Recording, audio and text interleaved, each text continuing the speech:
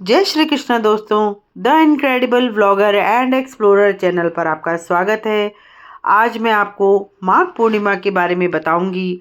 माघ पूर्णिमा कब है, कौन से समय से है, उसका क्या महत्व है, क्या करना चाहिए, क्या नहीं करना चाहिए, पूजा की विधि, मैं सब आपको विस्तार से बताऊंगी।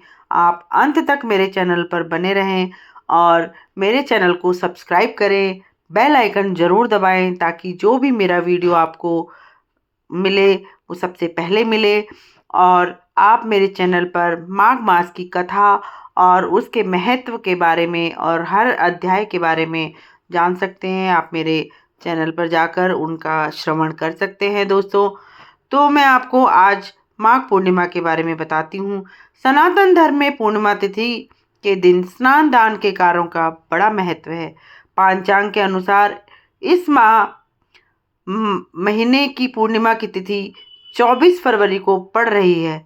मान्यता है कि इस दिन धर्म कर्म के कार्यों में शामिल होने से सभी पापों से मुक्ति मिलती है और 32 गुना ज़्यादा पुण्य फलों की प्राप्ति होती है। इस दिन जगत के पालनहार श्री हरि विष्णु और माँ लक्ष्मी की पूजा आराधना का विधान है। कहा जाता है इससे माँ लक्ष्मी और भगवान विष्णु प्रसन्न होकर भक्तों की सभी मनोकामनाएं पूर्ण करते हैं। तो अब मैं आपको इसकी पूजन विधि और इसका समय बताती हूँ।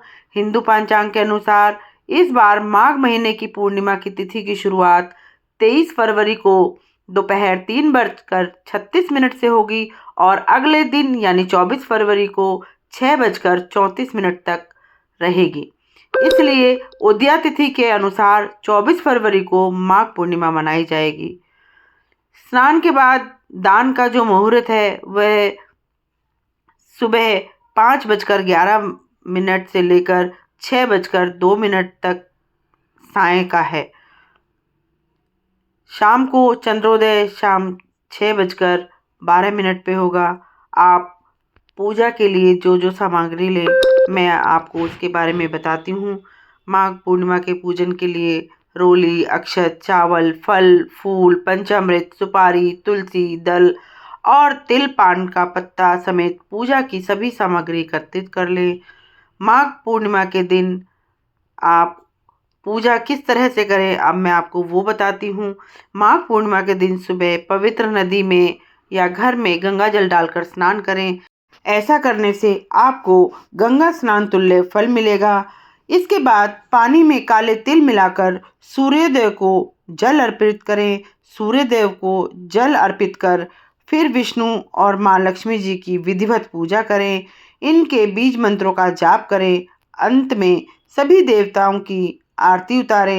इस दिन सफ़ेद व काले तिलों का दान शुभ माना जाता है। ओम नमो नारायणाय नमः। ओम नमो नारायणाय नमः। ओम नमो नारायणाय नमः। या फिर इसके बाद इस मंत्र का या ओम नमो भगवते वासुदेवाय नमः। ओम नमो भगवते वासुदेवाय नमः। ओम नमो भगवते वासुदेवाय नमः। या फिर आप इन मंत्रों का उच्चारण करें। 108 बार आप इन मंत्रों का उच्चारण करें। आप पूरा दिन उपवास रख सकते हैं, मौन व्रत रख सकते हैं और दान आदि कर सकते हैं। किसी का भी आप जाप करें, कैसा भी जाप करें। अगर आप मंत्रों का जाप नहीं कर सकते तो खाली ओम का जाप करें। अंत में मैं आपको ओम का जाप कराऊंगी। दोस्तों अब मैं आपको पूर्णिमा पर क्या दान करें उसके बारे में बताती हूँ। माघ पूर्णिमा के दिन घी, फल, गुड़, वस्त्र, चना इत्यादि चीज़ों का दान करना बेहद शुभ माना गया है। इस दिन गरीबों, ज़रूरतमंदों और ब्राह्मणों को भोजन जरूर कराएं।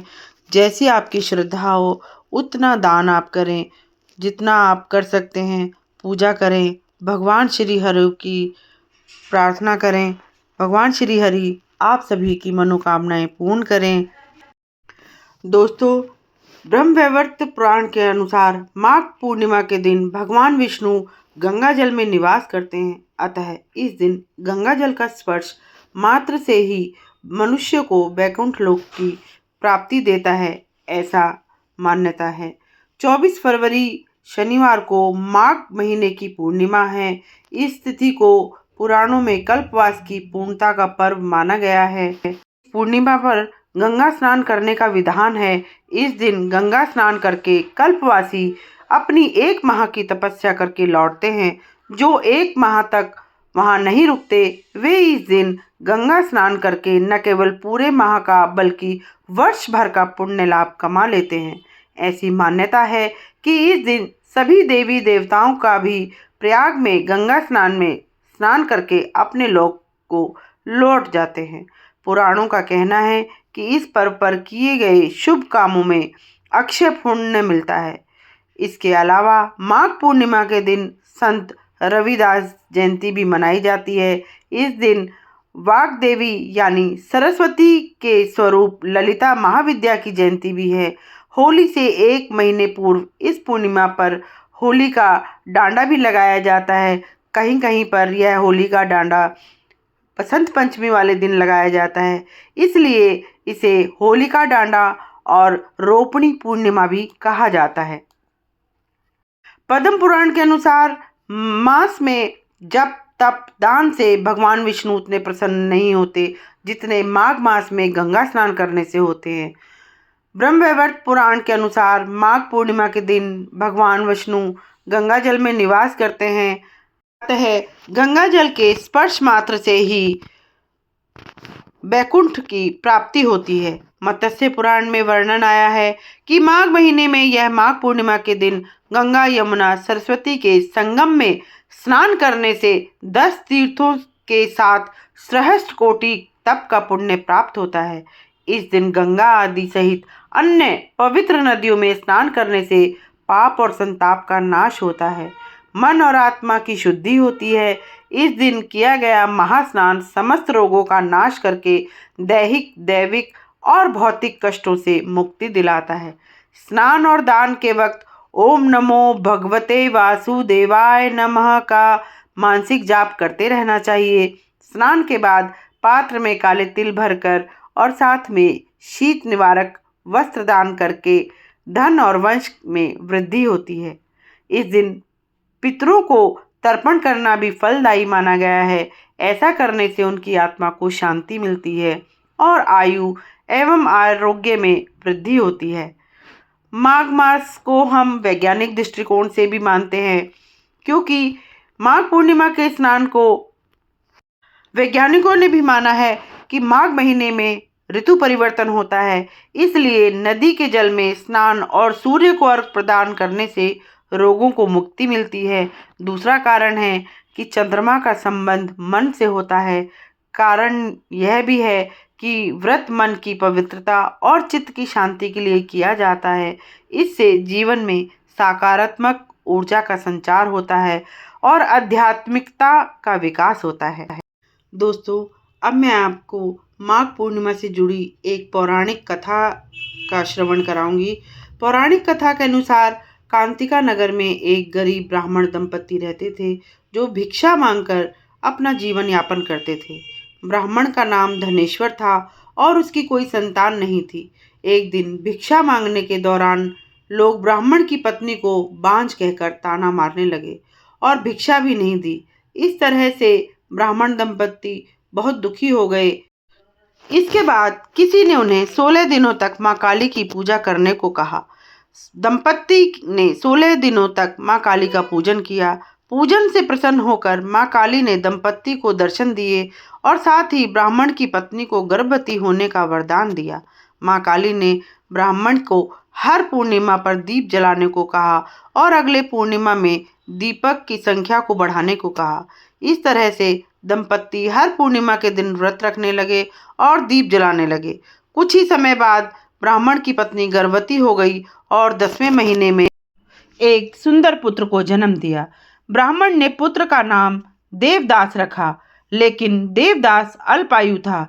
देवदास जब थोड़ा सा बड़ा हुआ तो उसे पढ़ने के लिए मामा के पास भेज दिया। लेकिन काशी में कुछ ऐसी घटना घटी जिस कारण धोखे से देवदास का विवाह कर दिया। कुछ समय बाद उसकी मृत्यु का समय भी निकट आ गया और काल उसके प्राण हरने आ गए। लेकिन उस दिन पूर्णिमा तिथि थी और ब्राह्मण दंपत्ति ने पुत्र के लिए व्रत रखा था, जिस कारण पुत्र का बाल भी बाका न हो सका। पूर्णिमा व्रत के प्रभाव से देवदास के प्राण बच गए। इसलिए ऐसी मान्यता है कि पूर्णिमा का व्रत रखने से जीवन संकटों से मुक्त रहता है और अनहोनी टल जाती है। इसी तरह भगवान श्री हरि आप सभी पर कृपा बनाए रखें।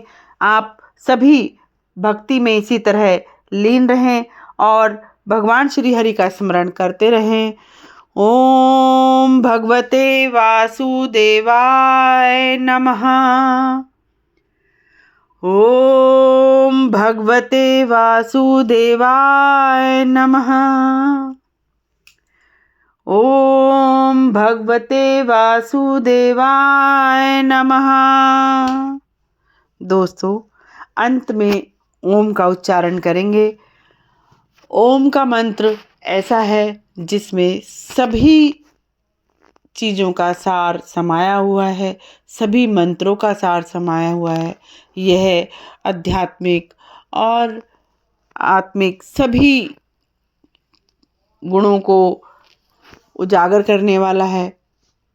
दोस्तों, ओम का उच्चारण संपूर्ण उच्चारण माना जाता है, इसलिए आप मेरे साथ एक बार जोर से ओम ध्वनि करेंगे। अगर आप जोर से न कर सकें तो मन में करेंगे। भगवान श्री हरि आपके साथ इसी तरह हमेशा रहें, अपनी कृपा बनाए रखें।